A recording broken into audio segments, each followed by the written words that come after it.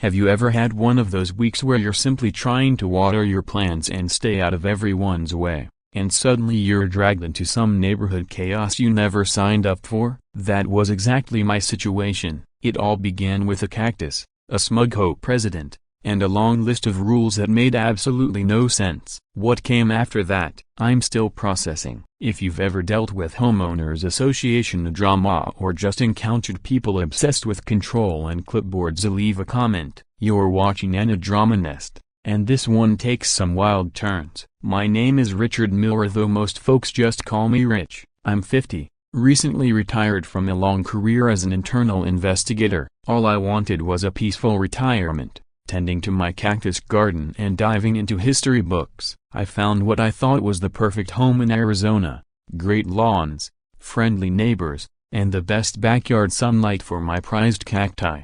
But peace like that doesn't tend to last. The issues started the very next day after I moved in, when I met Evelyn Sterling. Everyone around here called her Evie, but I quickly figured out that sweet nickname was about as authentic as a $3 bill. She was 55, a former attorney, and had just been voted in as the new head of the HOA. From the second she knocked on my door, I could tell something was off. She looked around like she was sizing up a crime scene, smiling with her lips but not her eyes. I didn't know why, but I had a weird gut feeling right away, and looking back, I should have trusted that instinct. Evie didn't waste any time making her authority known. Within just a few days, I was hit with fineza for my cactus, my podcast setup, even my father's chess set. According to the official notice, my cactus garden was visually threatening and needed to be removed immediately. I actually had to reread that one to make sure I wasn't imagining it. Visually threatening?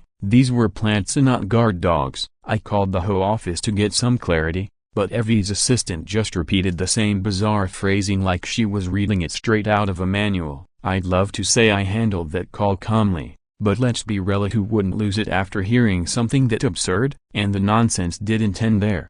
2 days later, I received another violation, this time for listening to a history podcast in my backyard. The notice claimed my audio was disrupting the neighborhood's serene atmosphere. I actually went outside and checked. You had to stand right next to my patio to hear anything. But that didn't stop Evie, who had apparently been patrolling the area and decided that my quiet interest in WEI documentaries was some kind of public threat. By then, I was starting to wonder if I'd moved into a neighborhood run like a dictatorship. The tipping point came when she demanded I remove my dad's handmade chess set from the patio. That set meant the world to me. My father had crafted it by hand, but Evie dismissed it as recreational clutter. When I tried to explain how much it meant, she just shrugged and gave me a cold, "Rules are rules." That's when I realized this wasn't about enforcing guidelines. This was personal. I'd worked with armed criminals in my career, people who had stolen millions and had everything to lose, but I'd never encountered anyone who would fine someone over the aggressive angles of a cactus. The pettiness was truly on another level. I started saving all the violation letters, partly for documentation, and partly because I couldn't believe they were real. The fines were stacking up quickly. I was seriously thinking about packing up and finding another place to live, just to get away from the madness. But then I remembered something my son Brandon had told me the last time he visited: bullies only get power when you let them have it, and sometimes the only way to stop the madness is to face it directly. I wasn't sure if that applied to home madness, but I was running out of options. So, I called my son.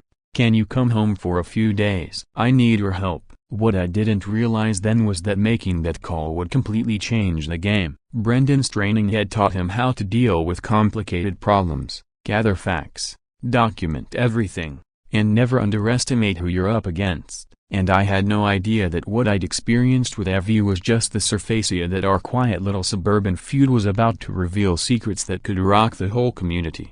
I just knew I needed backup, and there was no one I trusted more than my son. Brendan showed up 3 days later, and even after all this time, seeing him brought that familiar swell of pride. He's 28 now, confident, focused, the kind of guy who can handle just about anything. He's a Navy SEAL, so he's lived through more than I'll ever know. But at the end of the day, he's still my boy.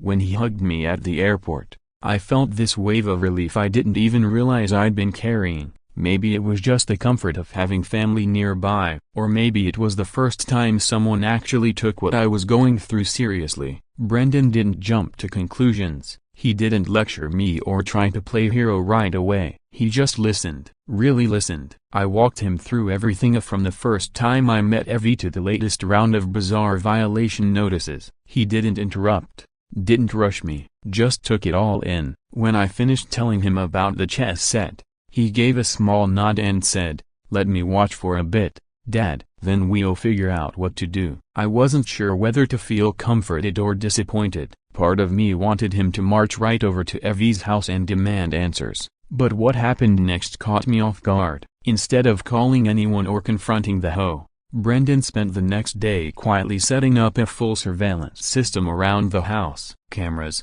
motion detectors, the works. When I asked him what he was doing, he just said, "It's always smart to have evidence." At the time, I didn't fully understand what he was planning, but I trusted him. He's never let me down before. Trained to assess threats and respond appropriately, Brendan was light years ahead of me in terms of preparation. Watching him work was like watching a detective solve a case before the crime had even been committed. The next thing he did was read every HOA bylaw and amendment, cover to cover. He laid out all the paperwork across our dining table and went through it line by line, highlighting sections and scribbling notes. He paused occasionally to ask about specific incidents, but mostly he just absorbed everything in silence. "Dad," he finally said after hours of reading, "some of these violations don't even line up with the actual rules. She's making stuff up as she goes." You'd think that would be reassuring, but it just made me feel more uneasy. If Evie was willing to fabricate violations,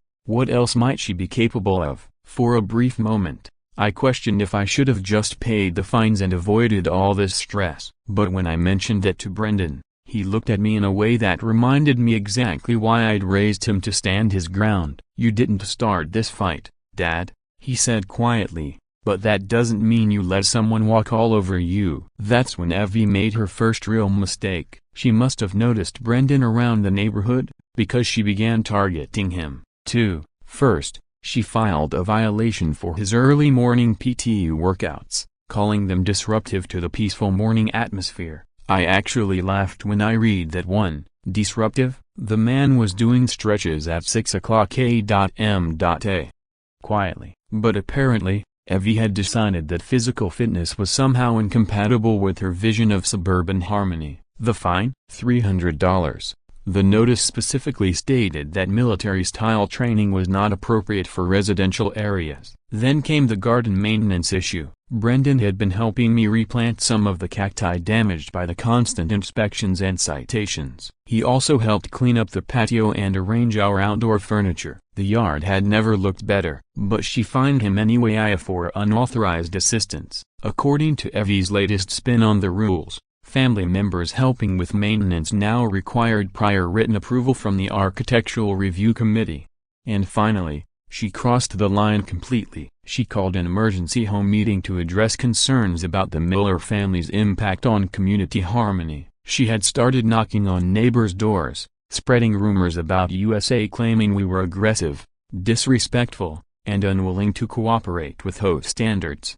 When I read that meeting notice, I felt the same kind of embarrassment and outrage I hadn't experienced since high school. Was the community seriously going to believe that a retired investigator and his Navy SEAL son were somehow a threat? But Brendan just smiled. "Perfect," he said. "She's giving us exactly what we need." I didn't know what he meant at the time, but I trusted his instincts. He had been documenting everything: the recordings, notes, time-stamped footage. I asked him what the plan was. "Evidence is always stronger than accusations," he said. "We're going to let her talk, and then we'll show them what's really going on." The meeting was scheduled for Thursday. We had 5 days to prepare. Most of that time, I spent pacing, questioning myself. Was I making too big a deal out of this? Was I dragging Brendan into a petty neighborhood dispute that wasn't worth it? But then I'd think about that moment when Evie dismissed my dad's handmade chess set, one of the last things he left me as recreational clutter. Some things are worth standing up for,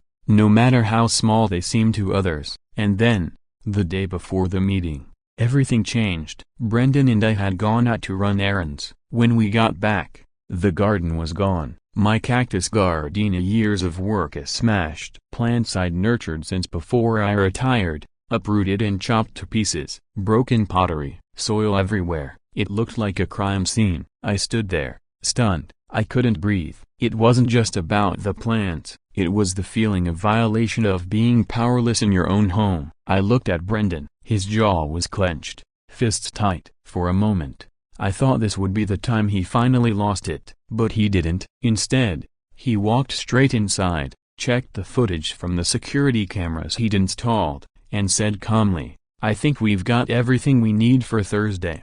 His voice was so steady, it sent a chill down my spine. I kept going back to the backyard, hoping maybe I'd just imagined it, hoping the cacti were still there, but they weren't. My barrel cactus, the one I'd had since my first apartment, was in pieces. I didn't know if I was more heartbroken or furious. Brendan, on the other hand, was eerily calm. While I paced and fumed, he sat down with his laptop, watching the footage again and again. No reaction, just focus. Every now and then, he'd pause the video and make a note. When I asked what he saw, when I asked Brendan what he'd seen, he just said, "More than I expected, Dad, a lot more." The way he said it made me think he wasn't telling me everything just yet, but I trusted him. He needed time to work through what he'd uncovered. The next morning, Brendan sat me down. He'd reviewed the security footage, and what he found went far beyond destroyed plants. While we were out running errands, Evie had used her master key to enter our house. She was inside for almost 15 minutes. The cameras caught every second of her walking into our living room and planting a small bag behind one of the couch cushions. "Dad," Brendan said quietly, "I think she's trying to frame you for something, and I think she plans to do it at Thursday's meeting." I had to sit down. Someone had broken into my home, violated my privacy, and planted evidence with the intention of destroying my life. I dealt with criminals, embezzlers, con artists, but this was something else entirely. Brendan showed me the footage. It was crystal clear, taken from multiple angles. There she was, cool as ice, unlocking our front door with the home master key like she owned the place. There she was, placing the bag behind the couch cushion with surgical precision. She was in and out in under 2 minutes. It was premeditated. She knew exactly what she was doing, and I wasn't even angry. I was numb. My brain couldn't process what I was seeing. This wasn't just harassment or an overzealous HOA officer throwing fines around. This was breaking and entering, trespassing, evidence planting, crimes that could send someone to prison. And she was doing it to me, a retired investigator, just because I deposed her leadership of Andromenest and refused to bend to her ridiculous citations. It made no sense. None of it did. But Brendan, he was already 3 steps ahead. He told me we couldn't act yet. We had to wait for Thursday. If we move too soon, she'll spin it. Let her walk into the trap first. Let her commit to the lie. Then we drop the truth. I hated that strategy. Everything in me wanted to confront her, to call the police, to stop pretending everything was normal. But Brendan's training had taught him the power of timing and impact. Evidence is stronger than accusations, Dad, he said again. Let her talk herself into a corner. We'll let her hang herself with her own rope. Then we'd show everyone at Andromenest exactly what kind of person they'd put in charge of their community. The next few days were some of the most stressful of my life. I walked around with the weight of a secret that could ruin me or save me. Knowing Evie had broken into my home and planted drugs to destroy my reputation made me feel furious, paranoid, and sick all at once. She still walked around the neighborhood like nothing had happened. She waved, smiled, held her clipboard like the queen of Andromenest, and I had to force myself not to react. Part of me wondered if I was being paranoid. Maybe there was some other explanation. Maybe the bag was planted by someone else. Maybe this was all some terrible misunderstanding. But then I'd remember the footage, the timestamps, her face. There was no mistake. The system Brendan had installed caught everything in multiple angles, high resolution, audio synced to the second. The timestamps matched the receipt from the hardware store we'd been at during the break-in, and the bag she planted, it was still there, untouched, just waiting to be discovered. 2 days before the meeting, I finally opened it. Inside was a small stash of marijuana, not a huge amount, just enough to make it a legal problem, enough to justify a police search. It was brilliant in its simplicity. Her plan was clear: accuse me of drug use, prompt a search, and sit back while the police found the bag she herself had planted. If Brendan hadn't installed that surveillance system, it might have worked. The night before the meeting, I barely slept. Brendan was calm, I was not. I kept playing out the worst-case scenarios in my head. What if no one believed the footage? What if she twisted the narrative again? But I also kept thinking about my father's chess set, about my cactus garden, about the way Evie had smirked when she called it all recreational clutter. Some things are worth standing up for, and I wasn't going to let her win. The community center was packed the night of the meeting. Every seat was taken. People stood along the walls. Whispered conversations filled the air. I'd never seen so many neighbors from Andromeda in one place. As Brendan and I walked in, I could feel every eye in the room watching us. I could feel dozens of eyes on USA, some sympathetic, some suspicious, all curious. I tried to keep my face calm, but my palms were sweating. This was it, the moment that would either preserve my reputation in Andromeda or shatter it completely under whatever narrative Evie was about to spin. We took seats in the back row, partly because they were the only ones left, and partly because Brendan wanted a clear view of everyone's reactions. He'd brought his laptop and a small projector. Harmless-looking tools, unless you knew what was loaded on the HOA evidence that had the power to turn this entire meeting upside down. As we waited for the meeting to start, I scanned the room. I recognized most of the faces, friendly greetings at mailboxes, quick waves during walks, but I didn't know where their loyalties lay. Who would believe us? Who already believed her? Then Evie walked in, confident, polished, dressed like she was headed to a court hearing instead of a community meeting. She nodded to neighbors as she made her way to the front, carrying a folder like it held state secrets. She wore the mask of a responsible leader, concerned, composed, trustworthy. If I hadn't seen the footage myself, I might have believed her too. The meeting opened with routine business: budget updates, maintenance plans, a few notes on landscaping schedules. The usual Andromeda hoe filler, but the energy in the room was taut. Everyone could feel something bigger coming. Then it started. Evie cleared her throat and adopted a somber tone, like someone delivering tragic news. "I'm afraid I have some very serious concerns to share tonight," she said. My heart rate jumped. She spoke with conviction, describing us as dangerous neighbors hiding behind polite smiles. She said our family had been escalating things behind the scenes and that she had finally discovered evidence of illegal drug use inside our home. According to her story, we were running a quiet but unlawful operation out of our house, and she was the vigilant leader, risking everything to protect Andromeda. Then came the moment I dreaded. Evie claimed she had conducted a routine safety inspection of our property just the day before. During that inspection, she said, she had found suspicious substances in our living room. She told the room she had documented the discovery and had no choice but to alert the police. The room broke into murmurs, shock, confusion, judgment. Eyes were turning toward us again. I wanted to stand up and shout that she was lying, but Brendan gently placed a hand on my shoulder. "Not yet, Dad." Let her finish. Her performance was a broken bar skilled. She sounded disappointed, like this revelation saddened her deeply. She made it seem like she tried to work with us, like this was a last resort. She even called for a police investigation and suggested our family be suspended from all Andromeda activities while the charges were pending. People were nodding. I felt sick. But then Brendan stood, and the room fell silent. There was something about him, his presence, the calm authority in his voice, the quiet steel in his posture. He wasn't angry, he wasn't emotional, he was in control. "I'd like to present our side," he said. "Just the facts." His voice was steady, respectful, but firm enough to command the room. Evie tried to object. She insisted this wasn't the time for rebuttals, that the evidence already spoke for itself. But several neighbors spoke up, saying they wanted to hear what we had to say. She had no choice but to back down. Brendan walked to the front of the room. Calm, unshaken, he connected his laptop to the projector with smooth, practiced movements. "I'd like to show everyone what actually happened yesterday," he said simply. The first image on the screen was a timestamp, precise, from our security system showing the exact time Evie had claimed to be conducting her routine inspection.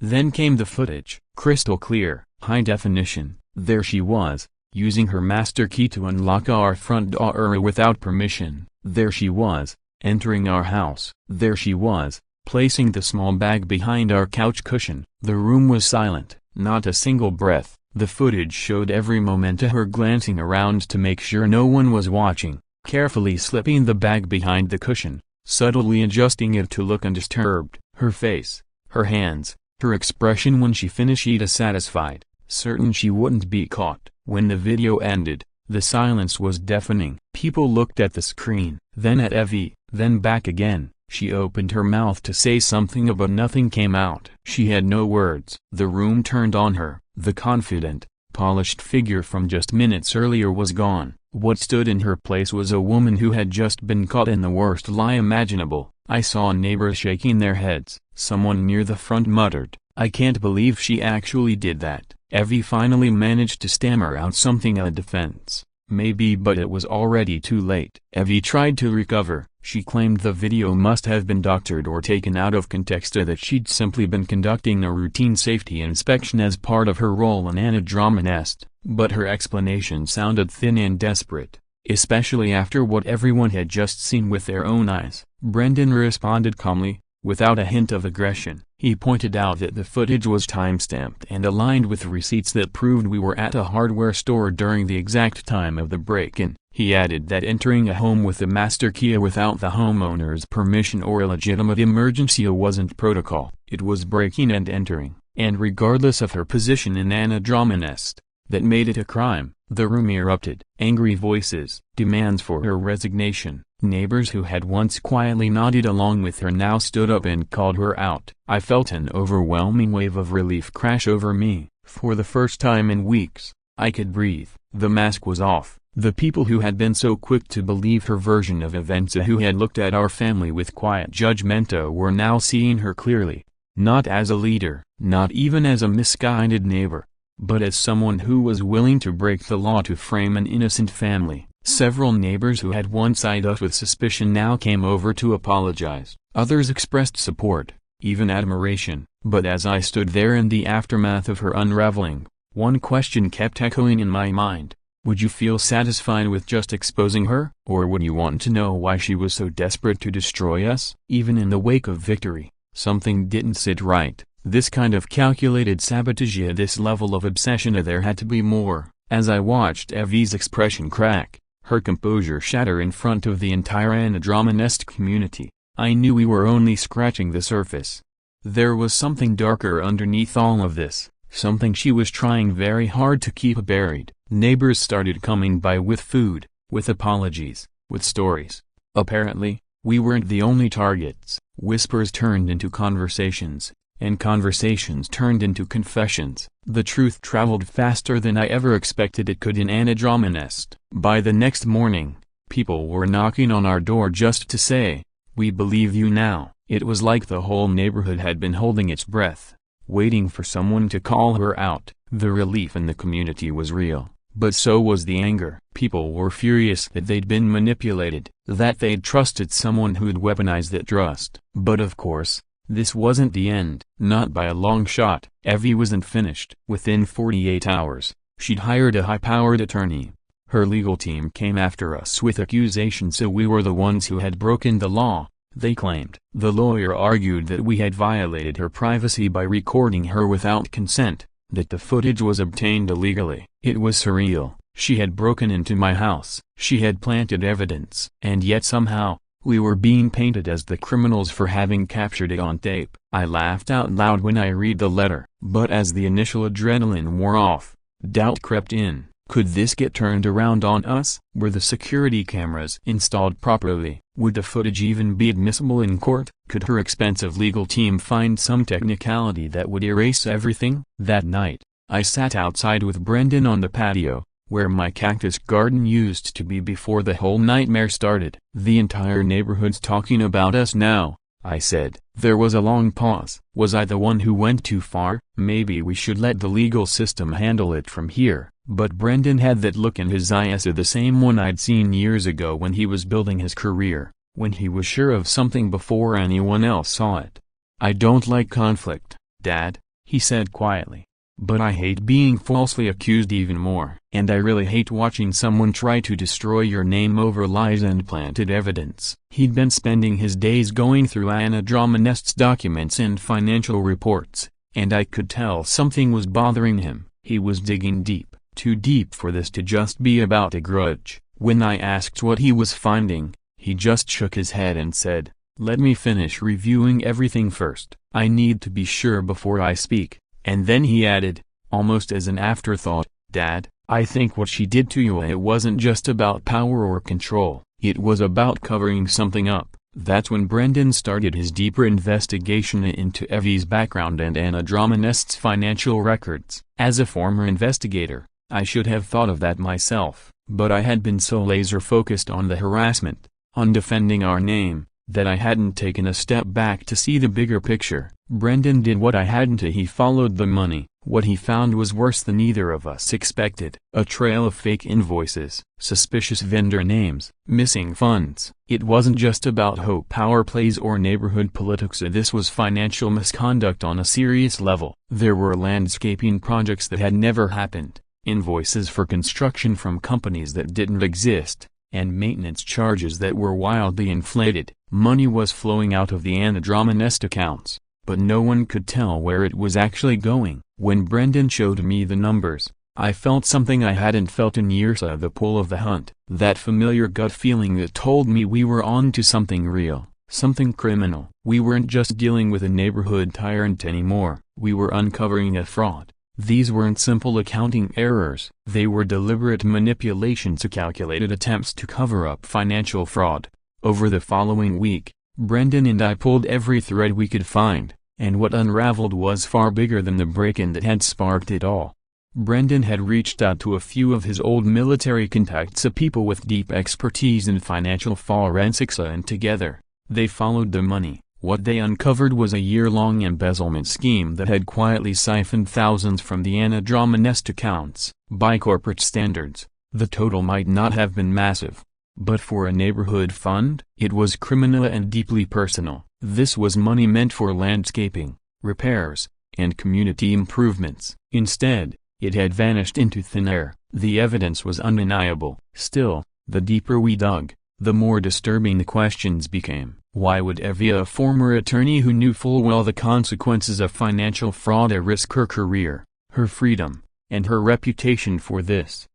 And why me? I wasn't a board member. I wasn't even particularly involved in Anna Dromonest politics. I just wanted to garden and be left alone. Unless a broken bar, unless she saw something in me that others had missed. My background, my instincts, my training. The realization came suddenly, like a punch to the chest. It had never been personal, it had been preemptive. She saw me as a threat, a dormant one, maybe, but a threat nonetheless. She knew about my past as an investigator, and she couldn't afford someone like me looking too closely. So, she'd tried to neutralize me before I ever got suspicious. The endless harassment, the rule violations, the false accusations, they were all meant to wear me down, to get me out before I got curious. And when I didn't leave, when I didn't break, she escalated to planting evidence in my home, hoping to destroy my credibility. I'd read stories like this before, on forums, in whistleblower circles, stories where what looked like petty vendettas were actually elaborate schemes to silence someone who was getting too close to the truth. I never thought I'd be one of those stories. 1 week after the town hall blow-up,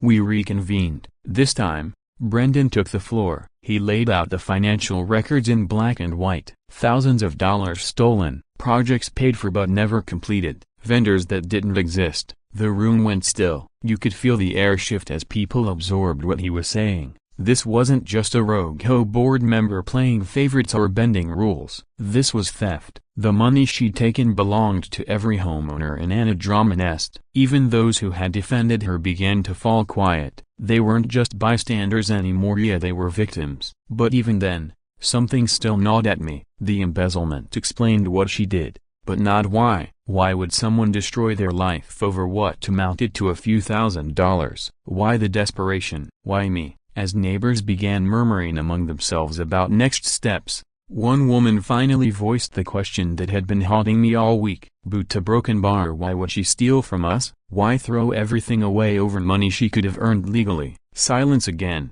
this time deeper, heavier. I glanced at Brendan. I could see in his eyes that he was thinking exactly what I was. The money wasn't the end of the story. It was just another piece of the puzzle. 3 days later, I watched from my window as officers calmly cuffed Evie and escorted her to a squad car. She was arrested on multiple charges: breaking and entering, trespassing, and embezzlement. Justice, finally. But as I stood there, I felt more than just relief. I felt pity, regret, not for what we'd done but for what she'd lost: her freedom, her reputation, her future. She had once been a respected professional, a lawyer, someone who people listened to, and she'd destroyed it all for what? A few $1,000s? But even from jail, Evie wouldn't let go. Her attorney continued sending aggressive legal threats, accusing us of illegal surveillance, entrapment, and conspiracy. She claimed she was the real victim, and that we'd orchestrated a smear campaign to ruin her. The letters came in nearly every day,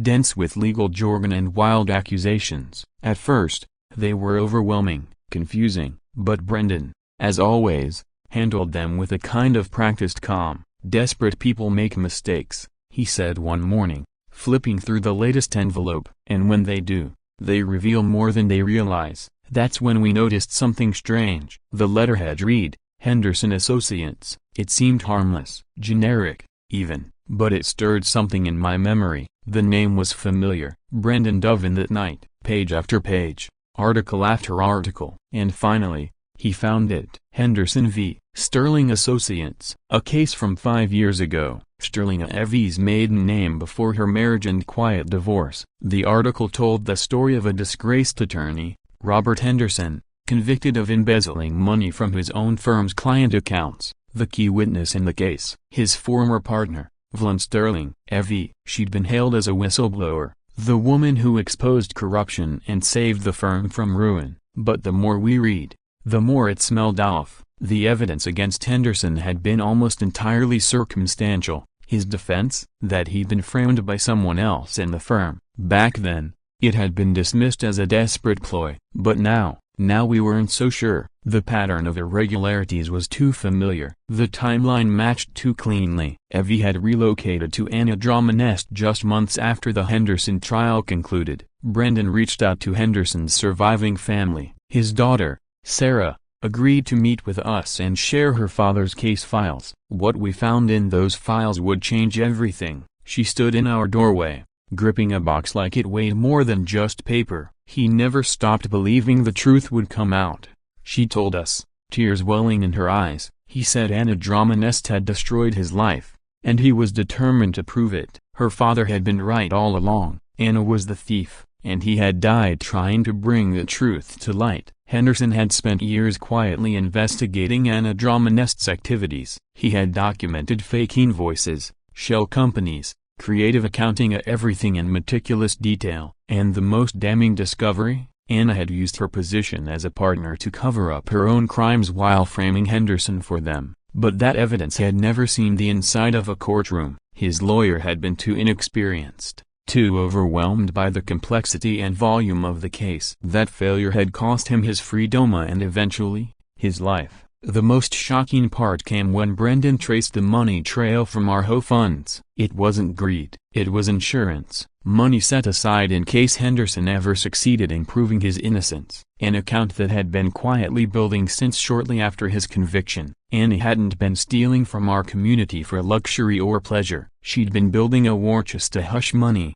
essentially. Insurance against exposure. Our community, unknowingly, had been funding her silence campaign, paying for her guilt. But Henderson was gone. So why keep stealing? Brendan found the answer. Henderson's daughter had picked up where her father left off. She'd recently contacted federal investigators who had agreed to review the case. Anne must have found out. She knew the past she buried wasn't going to stay buried, and that's when everything clicked. She hadn't targeted me because of a cactus garden or a disagreement at a meeting. She'd panicked when she realized who I was and my background as an investigator. She'd been terrified that I might notice discrepancies, ask questions, or worse, stumble into the same truth Henderson had died trying to expose.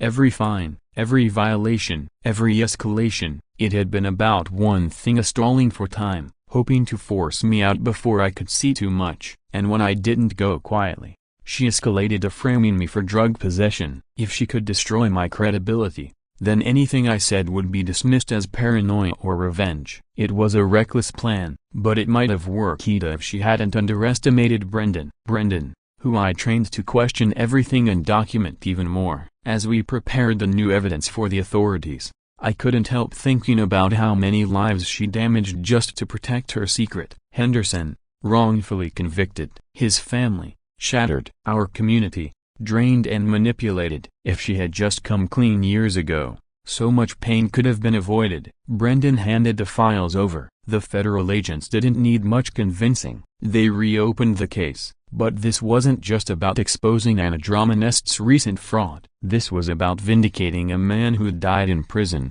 still clinging to the hope that one day the truth would come out. It was just icy, but it didn't feel clean. It was heavy, because it had taken too long. Still, even with all the pieces on the table, the documents, the audio, the timeliness, I couldn't shake the feeling that something still wasn't right. Anna had risked everything to stay in control of a small HOA. Why? What was she protecting? And then came the final piece. Sarah, Henderson's daughter, found it in a forgotten safety deposit box, so one her father had mentioned in his letters from prison. Inside, old audio recordings, conversations secretly captured during his time at the firm. They were devastating. Anna Dromonest's voice, clear as day, orchestrating the frame job, manipulating evidence, instructing accomplices. Her entire strategy laid bare every lie, every setup, every betrayal. But more than that, they revealed just how large the scheme was. This wasn't a few thousand stolen, it was hundreds of thousands siphoned over years from client accounts. Henderson hadn't just uncovered a few bad transactions, he'd found a sprawling financial fraud. That's why Anna destroyed him. And Henderson, he wasn't her only victim. Federal investigators dug deeper. What they found was chilling.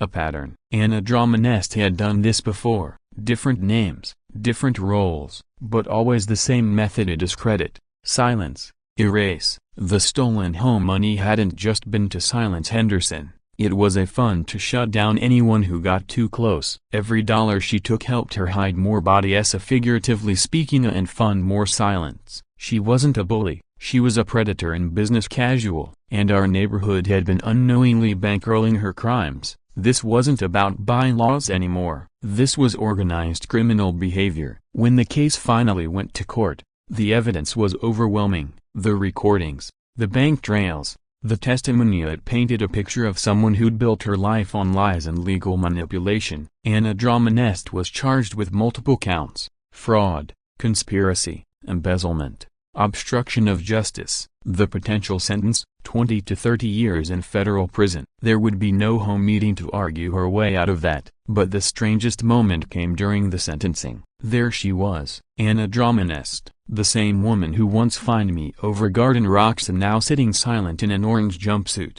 No clipboard, no rules to enforce, no power, just another defendant. And one by one, the victims stood. Henderson's daughter, former clients, former neighbors. They told their stories, what they'd lost, what she'd taken. I couldn't stop thinking about how ordinary she looked, like someone who had never done a thing wrong in her life. But beneath that mask had been someone capable of destroying lives to protect her lies. Anna Dromonest wasn't just the villain of our HOA. She was the storm that had uprooted a dozen lives, all while pretending to care about paint colors and fence heights. And finally, the storm had passed. Years her family had spent trying to clear his name. Former colleagues spoke of how she had systematically sabotaged their careers and tarnished their reputations. Even some of our neighbors stood up in court, describing the emotional toll of living under her manipulation and control. When it was my turn to speak, I thought about everyone affected by her crimes. I thought she was just cruel about cactus gardens.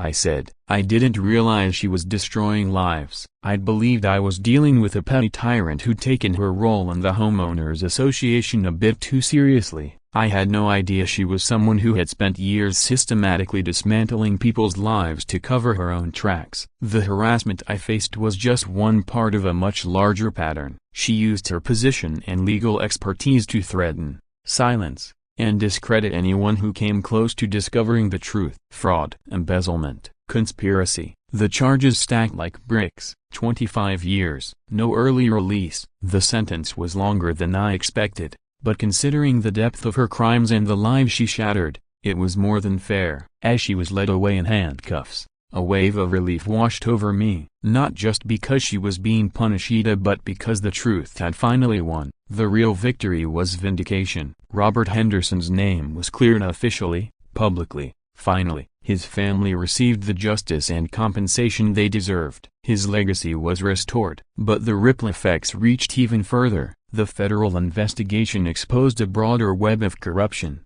and several more individuals connected to her crimes were also brought to justice. Our neighborhood began to heal. The HOA gone. In its place, a renewed sense of community rooted in clarity instead of control. The stolen funds were recovered and returned. My cactus gardenia, yes, the one she tried so hard to destroy, was replanted with the help of neighbors who once doubted me but now knew the truth. Even the chess set made its return to the patio, right where it belonged. The experience changed me in ways I never anticipated. I'd retired believing my days of fighting injustice were over, but sometimes the right fight finds you. And having a Navy SEAL for a son, it's not just about backup when things get messy. It's about knowing the value of evidence, the strategy of patience, and the quiet strength of always standing on the side of truth. Life returned to normal, but it was a better, freer kind of normal. My new cactus garden thrived in the sun, untouched by bogus citations or power games. Our HOA, now community-led and transparent, became something people wanted to be part of. People smiled. They stopped crossing the street to avoid each other. Every morning, Brendan would work out in the yard during his visits home, and I'd watch, knowing that some battles are worth fighting, especially when you've got the right person in your corner.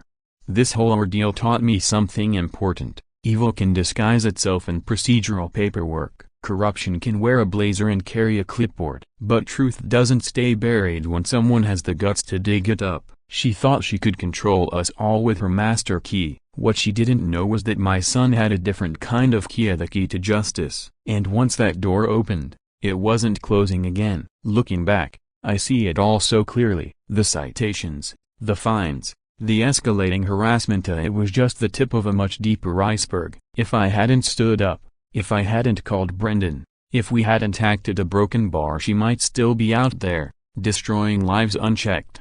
How many others would she have hurt? How many more families would she have shattered? Sometimes, the most significant victories start with the smallest acts of courage, and I'm proud that we stopped her before more damage could be done. The neighborhood is peaceful now, but it's real peace, not the kind that comes from being too scared to speak up. Kids play in the yards, neighbors chat like friends, and the HOA finally serves the people it was supposed to serve via not itself. I sit on my patio most evenings, listening to my history podcasts and admiring my cactus garden. There's a kind of deep, quiet satisfaction in knowing we did the right thing. We did the right thing, Brendan said. And for the first time, I believed it. So yeah, she thought a couple of fines and a fake bag of weed could bury me. But when you've spent a life digging out the truth and your son dismantles lies for breakfast, you don't go down easy. Watching her face when the evidence played, I don't care what anyone says, that it was justice. Real, sweaty palm, neighbor staring justice.